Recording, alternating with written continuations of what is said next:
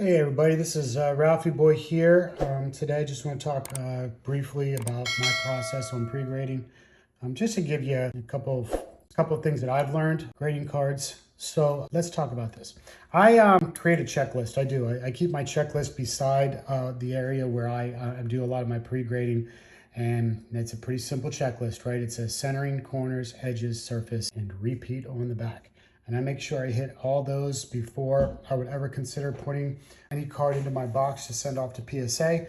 So let's talk a little bit. Get yourself a centering tool. I use them 60-40 on the front. You know, you need that at the bare minimum. If I see a card and I use my centering tool and it comes out 60-40, it has to be perfect everywhere else, because I think with the 60-40 at the bare minimum, you are really rolling the dice. You really want to see your centering a little bit better than that to be safe, okay? On the back, it says 90-10. I don't believe it. I've sent cards in with a 90-10 on the back and they have not received a 10.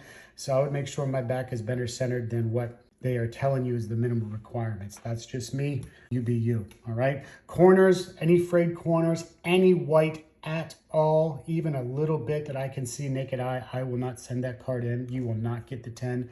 Corners are a big part of what PSA looks at. We all forget about edges. If I'm going to pick one thing that I forget about every time I send it, not every time, but occasionally when I send cards in, it's edges. All right, so make sure you take the time to check that off your list.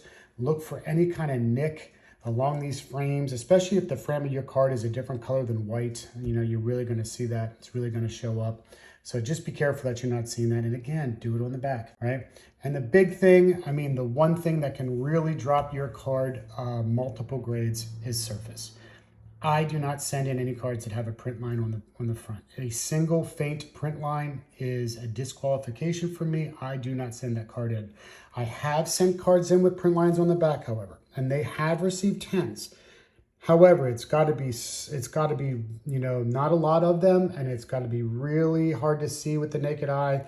And if you have multiple print lines coming across a colored area on the back of your card, you are more than likely not going to get the 10. At least that's what I have experienced in my days grading cards. All right, so kind of keep that in mind as well. Any pock marks that I get, if there is one pock mark on certain cards, and those certain cards are the ones that are, you know, the real shiny ones, right? The optic rated rookies, the mosaics, some of these other ones that have that kind of a sheen to it. If I have one pockmark that's not in a bad spot, that my eyes don't go directly to when I look at that card, well, then I'll send that card in, because I've gotten 10s that way.